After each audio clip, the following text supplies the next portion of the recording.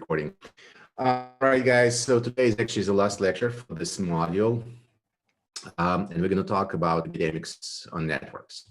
So last time we discussed epidemics, and we talked about compartmental models of epidemics. And this is just really the quick summary, the essence for those models. What you see on this slide are three curves. This is actually the number of infected people at the function of time. So one of those compartments, right, we talked about for three different models. And when you have an SI model, you get only one process, which is susceptible people becoming infected. SIS model is when susceptible becoming infected and then can recover and again be susceptible.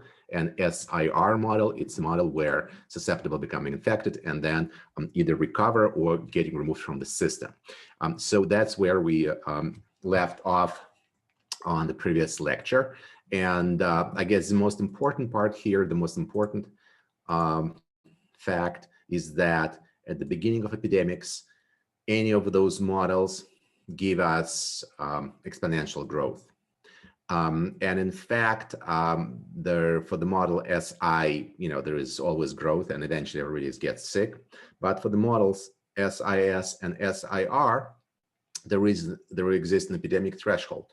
So the ratio of the number of people infected per unit time divided by the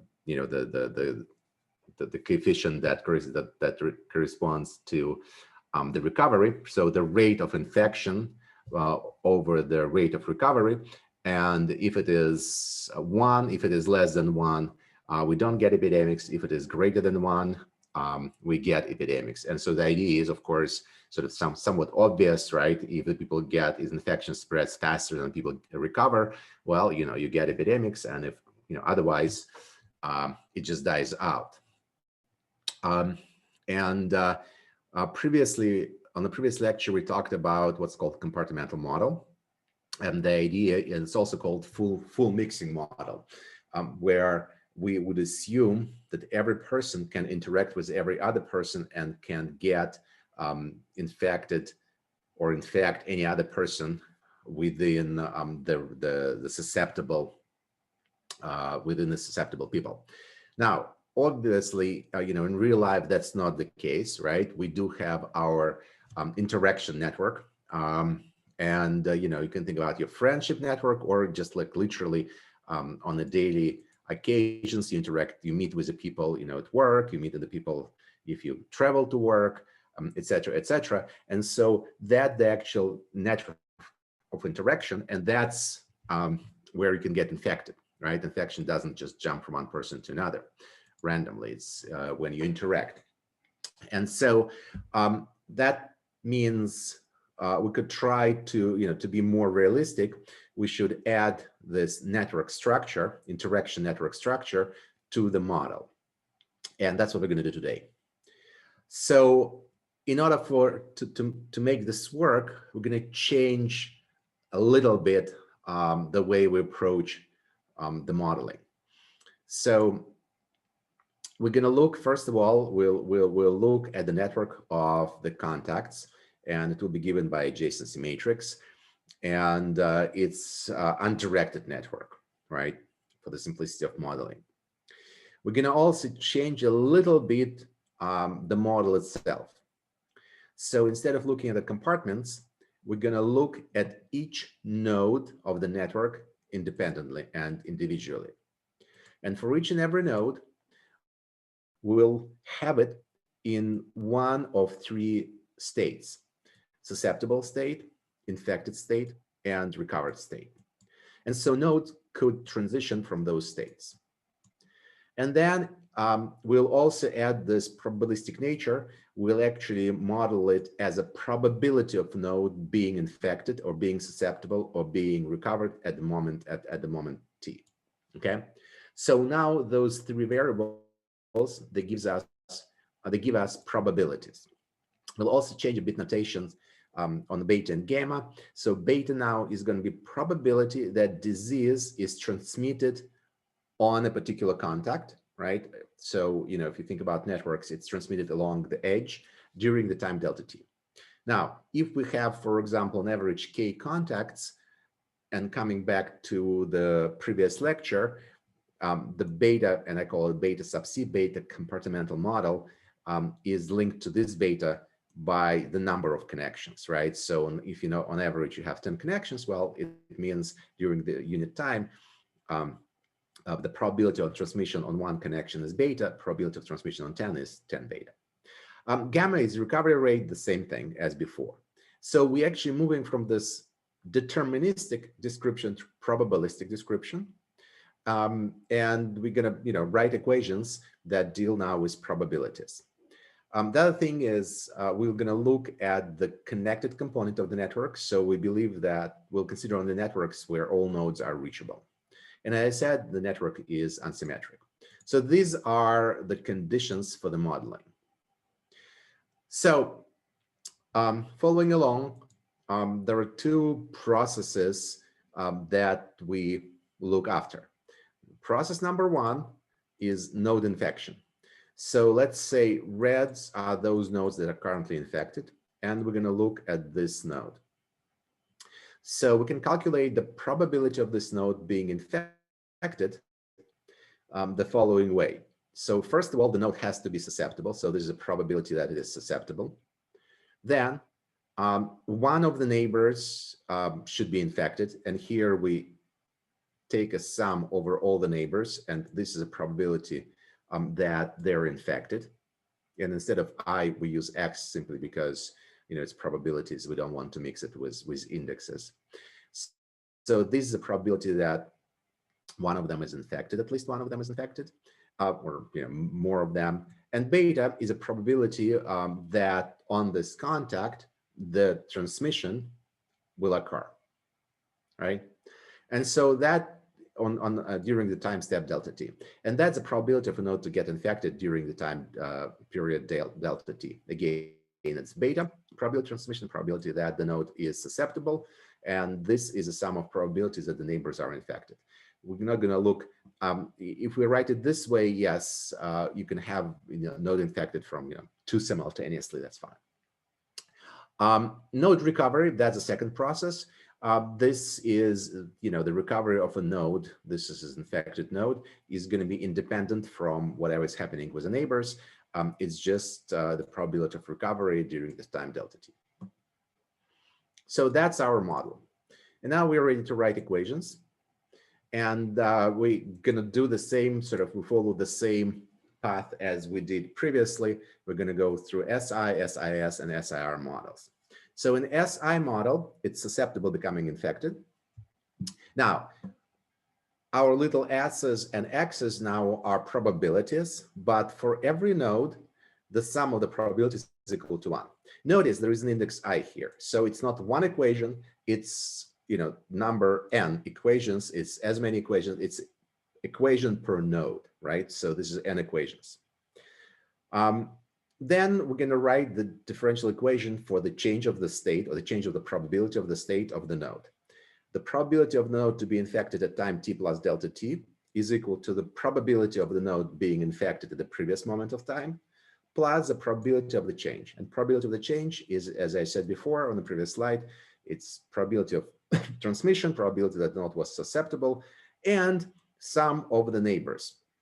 On the previous slide, I just wrote it as a summation over nearest neighbors, but instead of that, we can actually put here the sum over all j's and put here adjacency matrix Aij because it's non-zero for the node j, only for the nearest neighbors, right?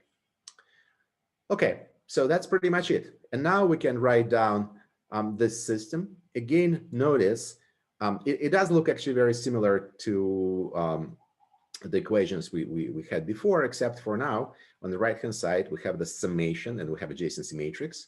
And there is the indices I and I here. So there is n equations and n constraints. All right. So n differential equations. All right. So now we can solve them. We actually follow exactly the same way as we did before. We substitute SI by 1 minus XI. And remember, xi of t, it is the probability that the node, that ith node is infected. And we're going to consider early times in infection. So when the times are early, majority of the nodes are not infected. So let's see what the behavior of the system would be in that case. So we're going to look then, if xi of t is much less than 1, we kind of forget about this. And we get the following system: dxi dt beta sum. And so we can take this and write it in the form of matrices, right? In the matrix format, and left-hand side is a derivative of the vector of probabilities, right? And again, every element of this vector is a node in the network. And on the right-hand side, we get the dot product.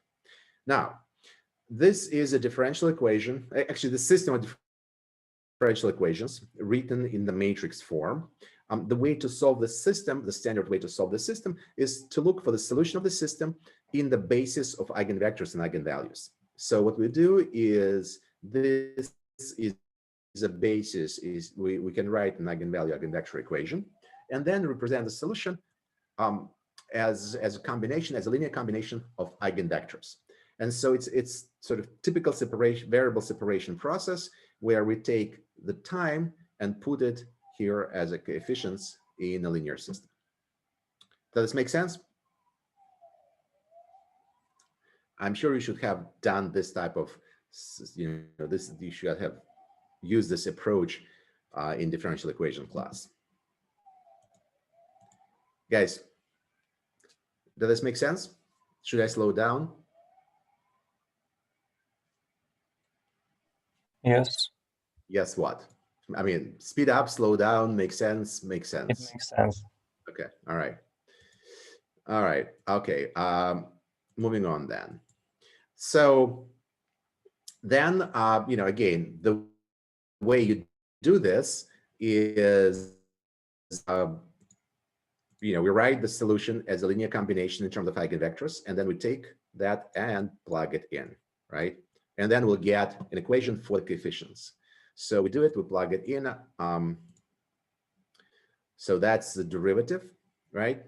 And we get, linear, we get sort of at first linear and then differential equation for each of the coefficient. Again, this is absolutely sort of standard way of doing it.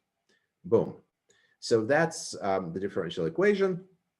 Now here we get easily separation of variables, and we can write for each coefficient the time dependency of it as some initial value times exponent. Why exponent? Well, because if you do separation of variables, this goes here, dt goes there, dA over a is d of logarithm. You exponentiate, it's going to be exponent here.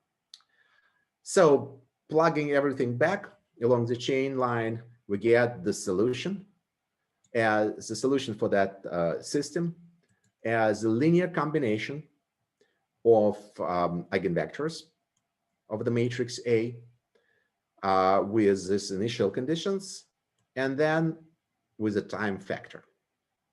And for us, this time factor is the most interesting thing. Look, here is a sum over all the eigenvectors, and k are all eigenvectors. When you calculate eigenvectors, eigenvalues of the matrix, the eigenvalues have different values, right? You can sort them. And notice here is an exponent. Now, and there is a sum. So when we look at the sum, this exponent grows at the different rates for different lambdas.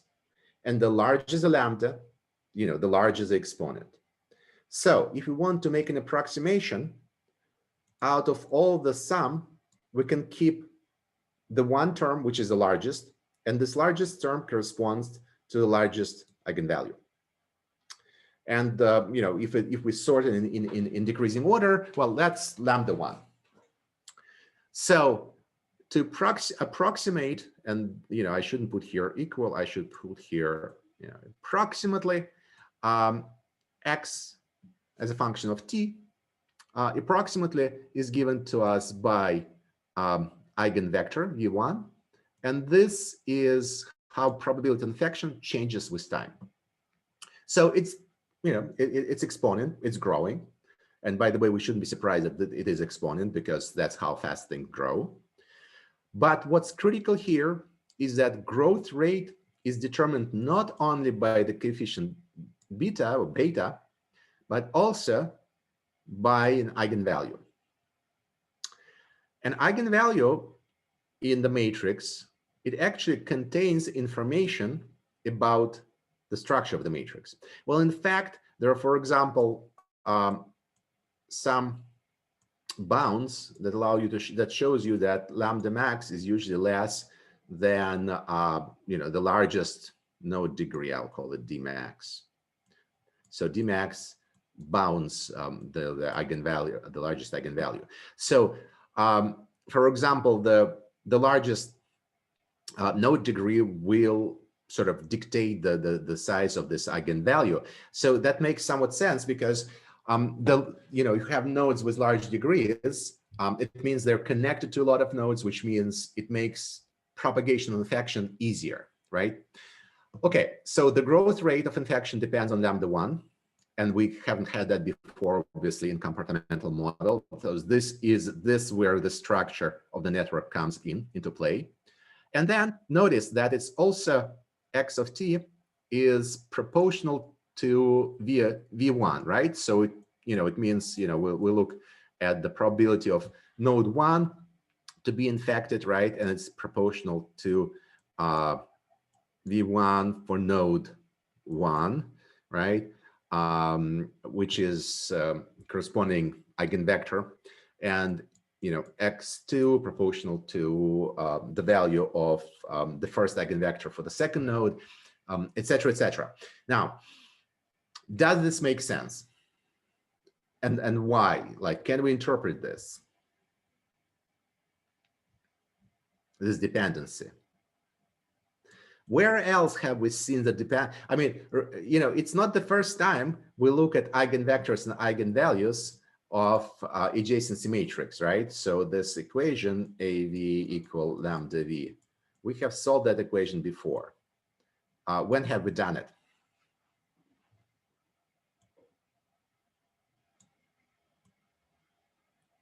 Oh, come on, guys. Centrality. Centrality, right? So what's the name here for this type of centrality? Eigenvector. Eigenvector centrality, right? So what it says, in fact, that the probability of infection of the nodes depends literally on its eigenvector centrality. And the more central node is, the higher probability of it to get infected, right? And that also makes sense because central nodes in terms of eigenvectors are those that are connected to other important nodes. And again, it means they're very well connected to other very well connected nodes. And it's clear that if one of those very well connected nodes gets infected, then neighbors have high probability of getting infected. Plus, those nodes usually have high node degrees. And so that's, of course, increases probability of node get infected. So like any socialites, so, party people, right, or people with a lot of connections in social interactions, they are primary targets for infection, which actually makes sense, right? So that's the connection to the centrality, which sort of makes sense. Okay, and here, this is just fraction of susceptible infected vertices for various node degrees. So it just says like, look, as a function, it's exactly what we discussed. As time goes by, it's the nodes with the higher node degrees. If I take some time, this is a node degree, say K2 greater than I'll call it K1. So this is a fraction of nodes with different node degrees. This is a fraction of nodes with some node degree. This is a fraction of node with a higher node degree. And at any moment of time, there are more nodes of high node degrees that get infected, which also makes total sense and follows our discussion. All right. Now, when we deal with networks, this is a model, and even on this simple model, it was not. I mean, we kind of looked for approximation, right? In fact, you can actually take this system of differential equation, right? This one, and solve it numerically, right? So it's not a big deal, right? It's just or if I substitute things in, so it is then this, right? Again, this is a system of differential equations. There are n equations like that, and you can just plug it into a solver, and it solves and gives you the dependency of the probability of infection for the node as a function of time. So you can just solve it. So far, what we've done is, we just, calculated this, approximation. So you can solve it. But there is also another option, is to actually simulate things. And to simulate things, the way we do this is with every node at any time step, node can be in two states, susceptible and infected. So we can initialize a few nodes in the infected state. And then on each time step, just follow the links for the node, and with a probability beta, infected neighbors, right? And the way to do this in simulation is, you use random number generator, you put the threshold, and that defines the probability, and you either infect or not. And then you just move on to the next time step. So this is a quick simulation for beta 0.5. This is the same network we work a lot with Karate Club. Two nodes infected here, number 6, number 7. Next time step, number 7 infected number 1, and number 5, number 6 infected number 11. So next time step, next time step, next time step, next time step. Okay. Obviously, eventually network gets infected, right? So it is sort of very easy to simulate. This is simulation. And if I calculate now, what I calculate here is the number of nodes as a function of times that are infected, right? So when we started, there was just 2 nodes, then 4 nodes, etc. So that's what it says here. When we started, there are 2 nodes. Then there are, I'm sorry, this is where is it? There are 2 nodes, and then the next time step 4 nodes, and then goes up. And the blue is a number of susceptible nodes, right? Or so which drops. And that reminds us a lot, those smooth curves we saw exponential growth here. Well, it's not that smooth because the network is small, but again, if we had a large network, you would have it quite smooth. Okay, so that's SI model. The next model is SIS. So it's susceptible becoming infected, becoming susceptible. And so, again, following along the same lines, the same storyline as we had before, these are the derivatives with respect to time, the probability of infected node. This is the same term as we had before, right? The probability of node to get infected from its neighbors. And this term is now recovery, right? So node I can get infected from its neighbors, but can also recover with some probability gamma, right? And that's all happens during the time delta t. So again, this is precisely following the last lecture modeling, except for writing it, we're writing it in this form. Okay, so then moving along,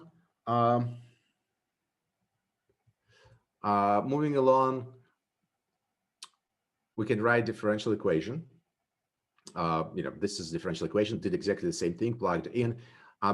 Again, you can take this equation, and there are n of those, so it's a system of differential equations, plug it into the solver, numerical solver, and solve it. what we're going to do now is look at the approximation just again to get some analysis. Look at early time approximation where xi is small, so we can neglect this thing. That's the differential equation we get. We can actually, do a little trick take this term inside of the sum by actually adding here a Kronecker delta symbol, and that delta symbol is equal to 0 if I is not, it's 0 when I is not equal to j, and it is equal to 1 when I is equal to j, right? So it's diagonal. So we can put it in, do a little bit manipulation on the variables, and then we can rewrite this in the matrix form. And notice that, there is a matrix here. Now it's, instead of just matrix A, which is adjacency matrix, it's adjacency matrix minus diagonal matrix of ones. I is a diagonal matrix of ones.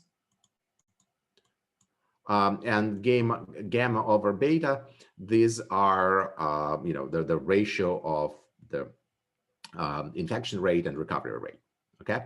So this is modified adjacency matrix. So the next step then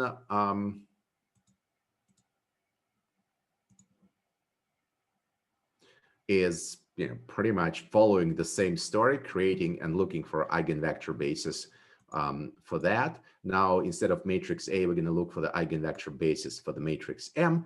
But since matrix M is just the matrix A minus diagonal matrix, in fact, you can easily show that the eigenvectors are the same for the matrix M and for the matrix A, because it's only diagonal shift. And the eigenvalues, they'll be shifted. It's eigenvalues of the matrix M minus this shift minus diagonal shift. That's pretty much it. So we don't need to do anything else. Then we just plug in into our solution, and we get this is a solution in the same vector form. Again, it's a linear combination of eigenvectors of matrix A, right? Some initial values and the exponent. And what's changed is really the exponent. And that's the most interesting part, because now it's beta times lambda k minus gamma. We again look at the exponent that growing the fastest. Exact solution will, you'll have to take into account everything, but we're looking for approximation. So we're going to look for the largest term growing the fastest. This corresponds to lambda 1. And notice it's beta lambda minus gamma.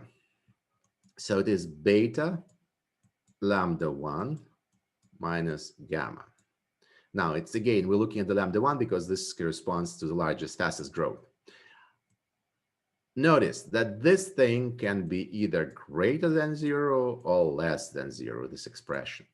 Now, if it is greater than 0, then as time goes by, we get it increases, and the solution, the infection increases.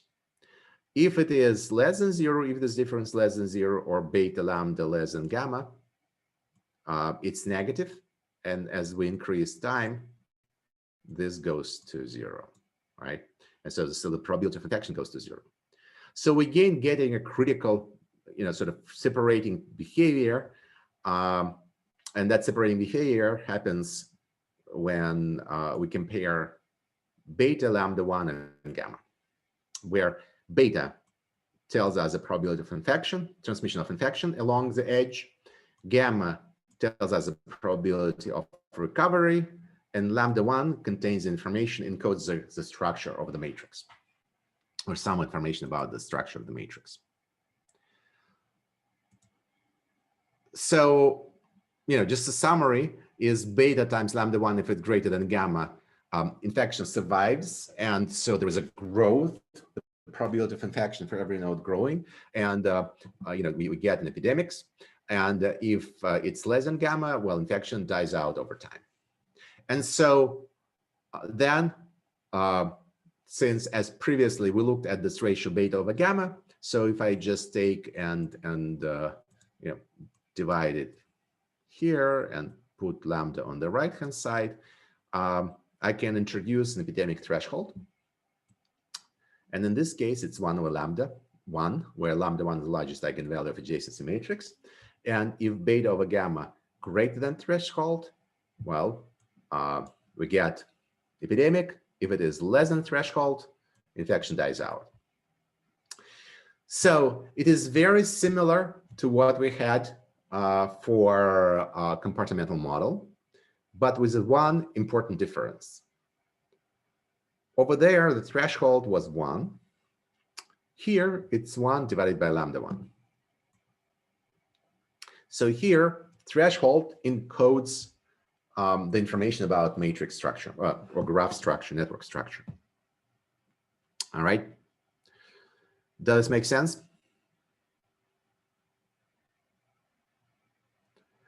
And lambda 1 is an eigenvalue, and so it's greater than 1 usually, so this value is usually less than 1.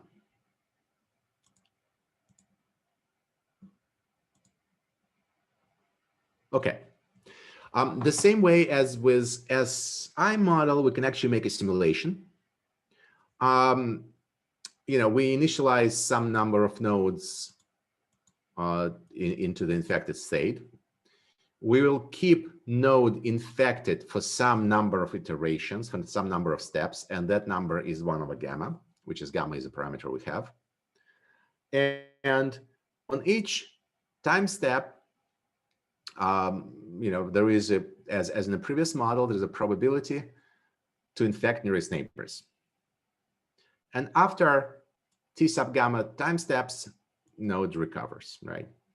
And this is this T sub gamma. So the dynamics is infected plus susceptible. Yes, we can get to infected, and then infected can recover.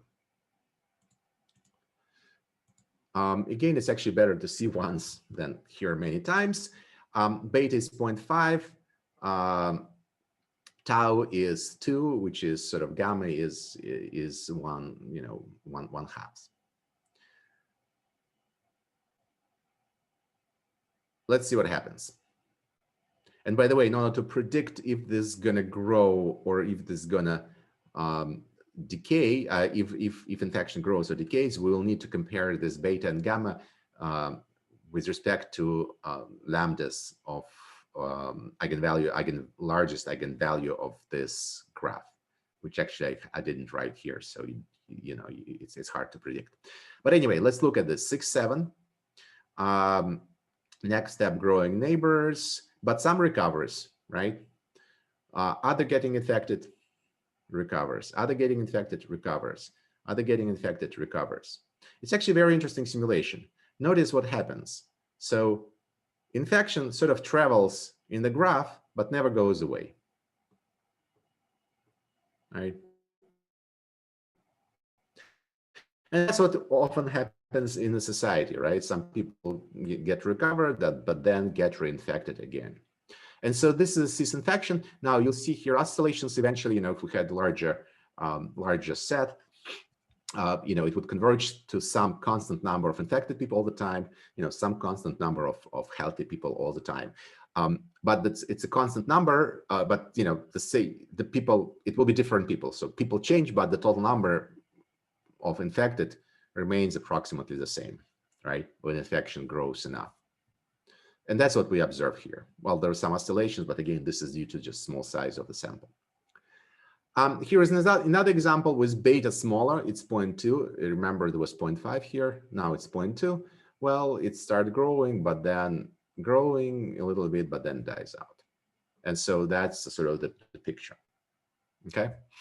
So modeling works in some sense, or our prediction, our estimation work that, yes, there is, depending on sort of the values of beta, you can either get infection that persist within the population, but moves around, or infection that starts and then dies out.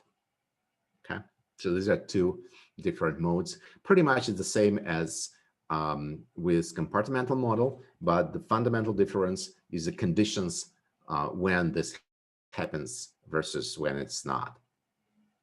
Now, last step, SIR model, sort of the most interesting model to us. Well, the same story, three differential equations, put things together. We got this eventually differential equation with xi with r. We can either solve it again numerically, or we can actually try to look at early times. When early times, what we see is, remember, there is very few infected nodes. This goes to 0, and actually there is very few recovered nodes, also goes to 0.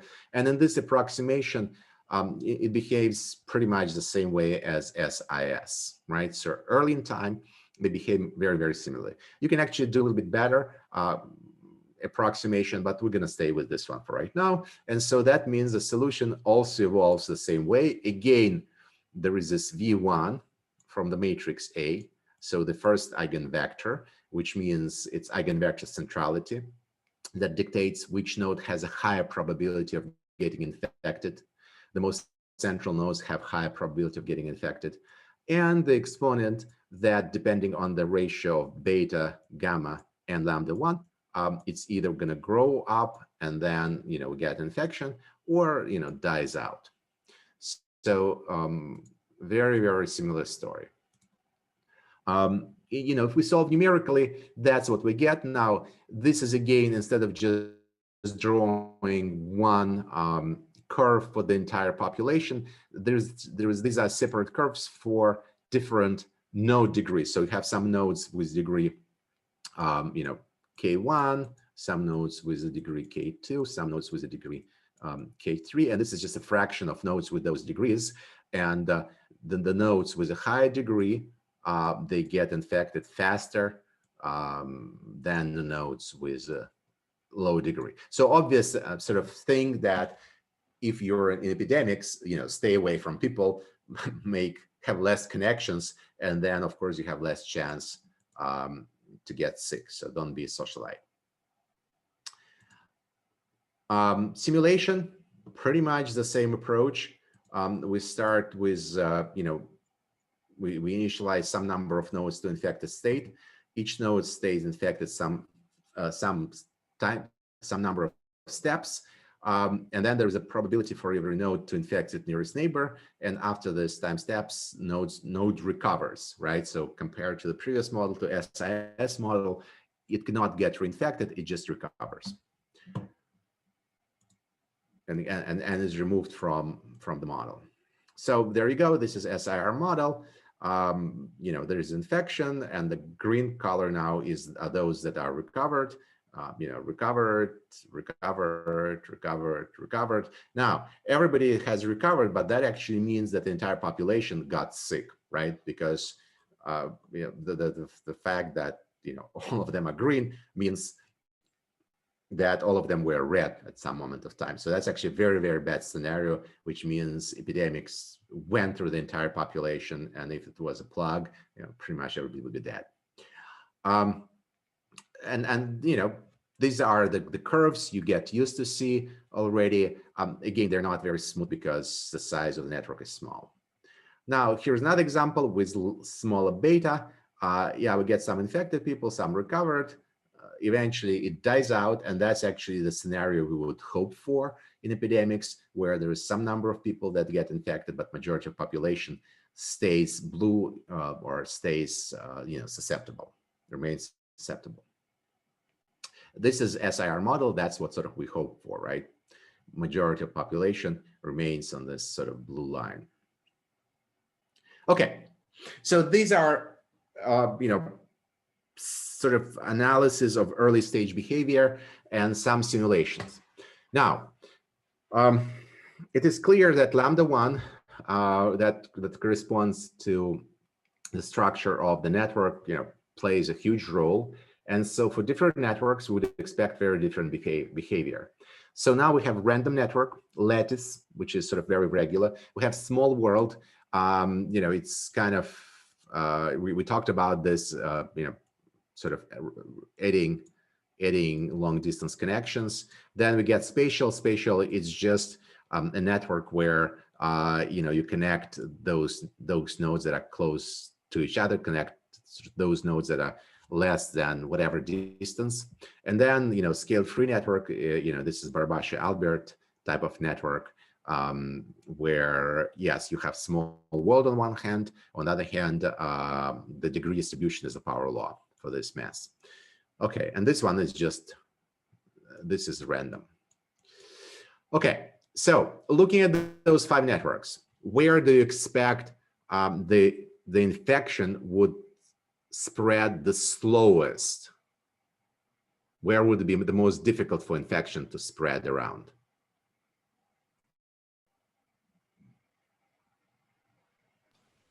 Spatial. Okay, maybe spatial. What about this one, the grid? If you get some infected nodes here, It's depend to the first people. If we're yeah, in so different corners, it will be spread very fast.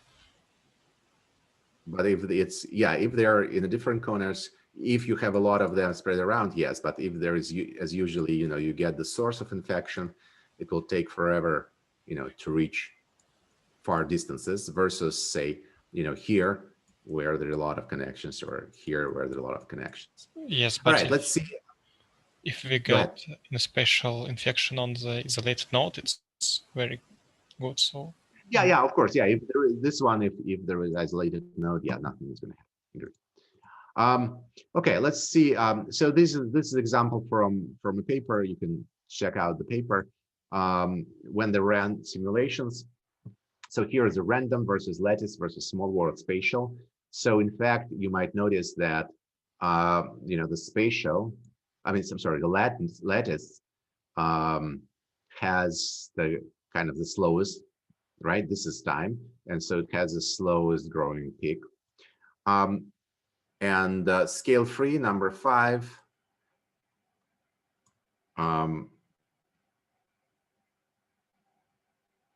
Right, number 5, is quite fast. I'm very surprised actually with this experiment that random has such a quick spread. Now, for the random network, you would, yes, it should go faster than lattice because random network, if you remember, possesses the small world phenomenon, right? But scale-free networks, this one, on one hand, it possesses small world. On the other hand, it has very inhomogeneity, so it does have a lot of nodes of high degree that should be super spreaders, right? Hubs. And so honestly, I would expect that this one would spread the fastest. So I'm sort of a little bit surprised by this experiment.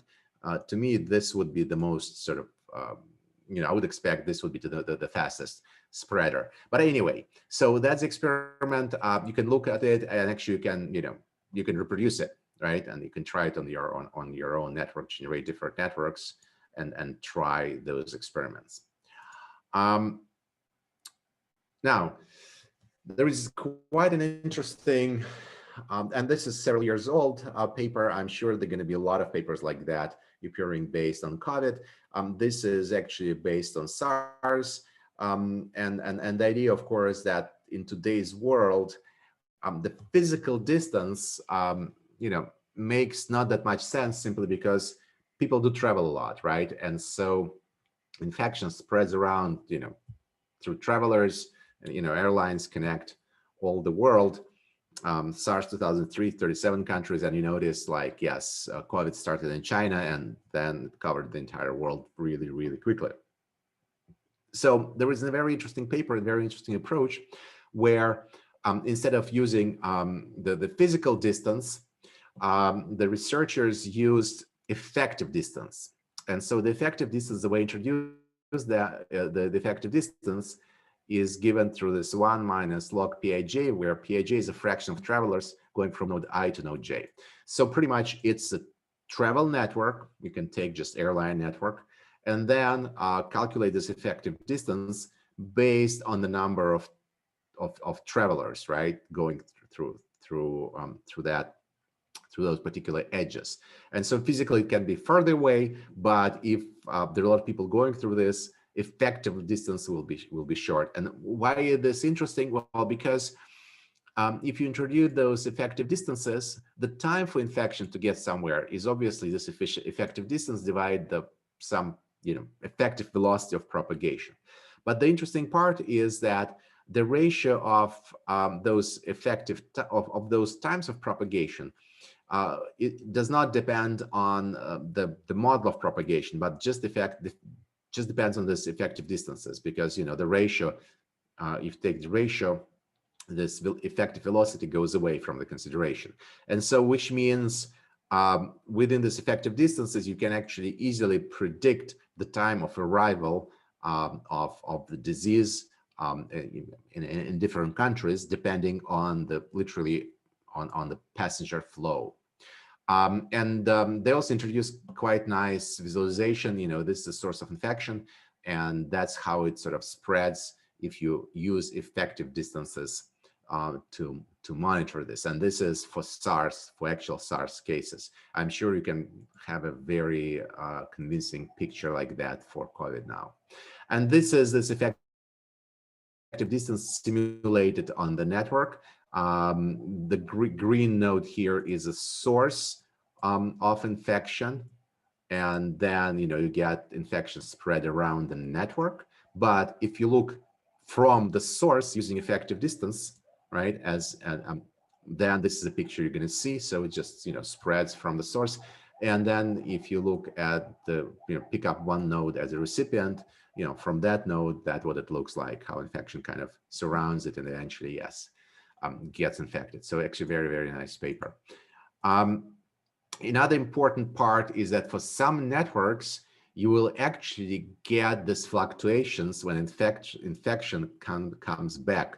And we saw that type of behavior on the SIS system, right? Where, you get sort of nodes reinfected and you get some oscillations. So there'll be some more nodes infected, then less nodes infected, there'll be more nodes infected, et cetera, et cetera. There is a chance that with COVID right now, we're observing those oscillations with kind of multiple waves. Then infection kind of dies out, then comes back. And then there is a modeling, that explains that behavior. Finally, I think it's very important to show this result. You can actually, we did not derive it, but one can derive it, and it's derived in Barabash's book. I have shown you that R, the threshold is given 1 over lambda 1.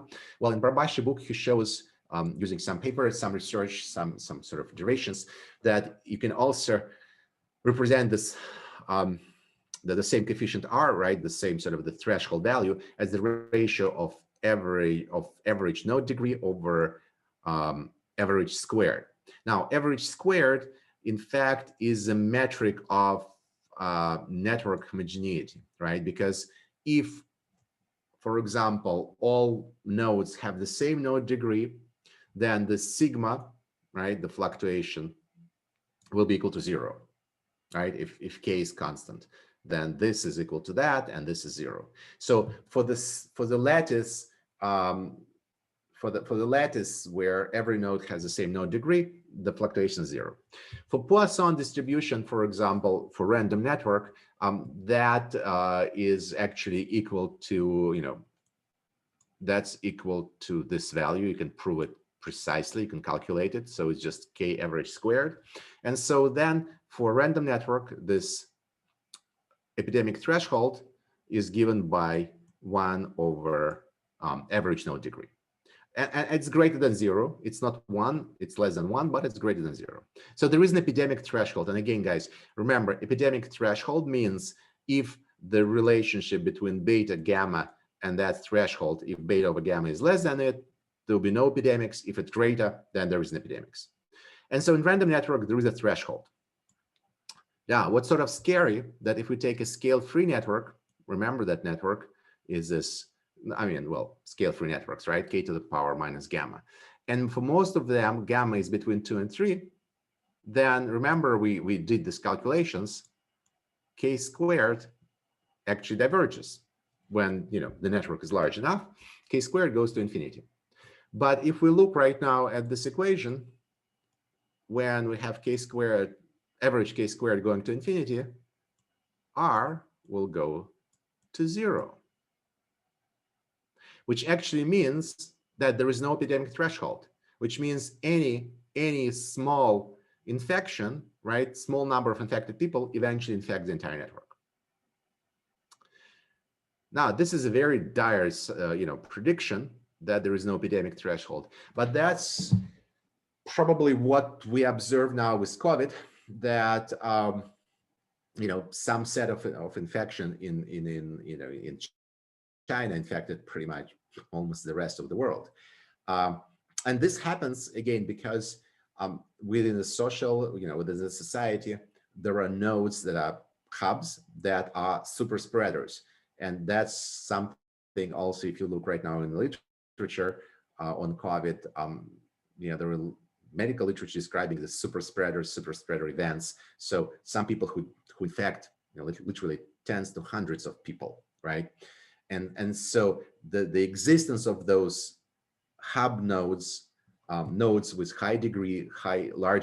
large K, that's what's causing this no epidemic threshold in a scale-free network.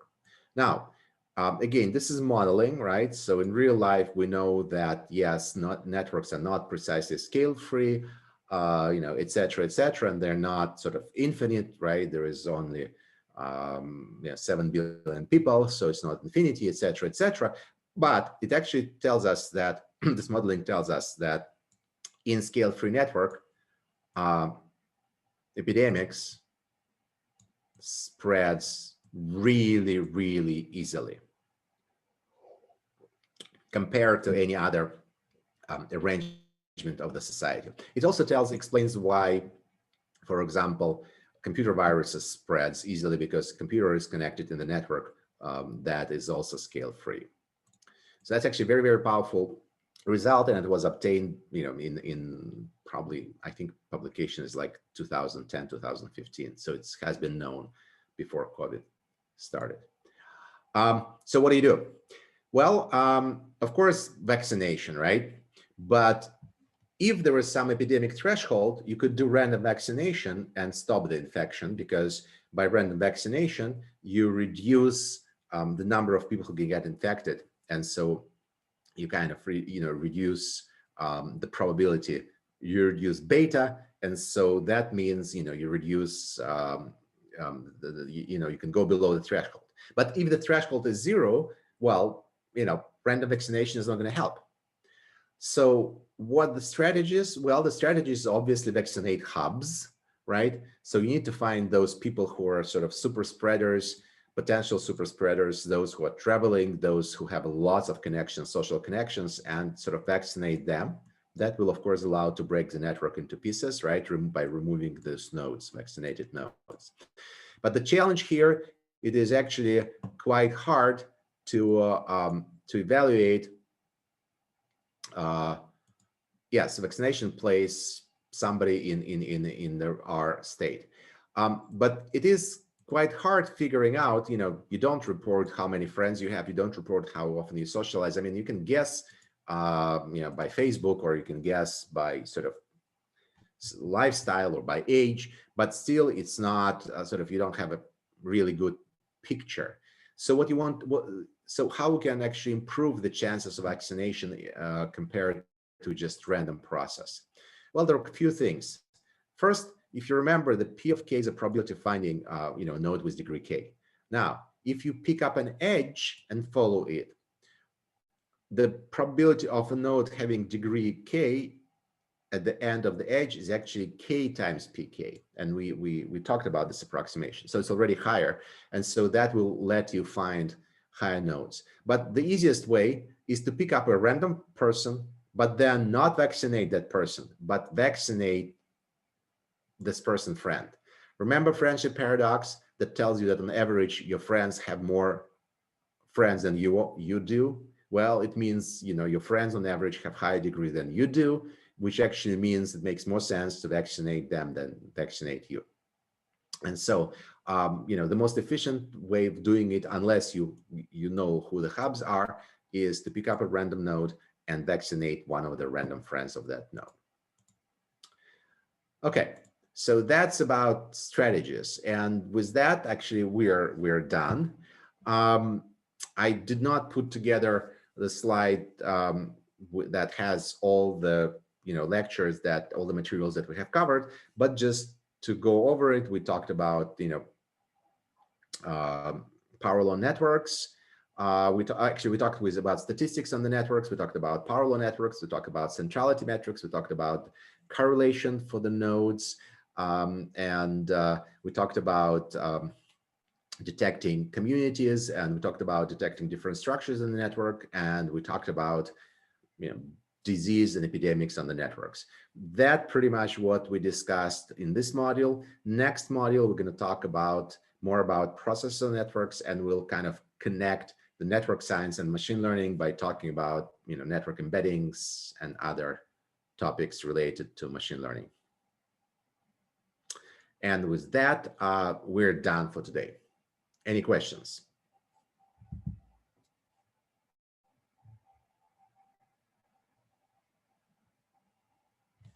And you guys, as always, very quiet. Well, I guess with that, we'll stop the recording.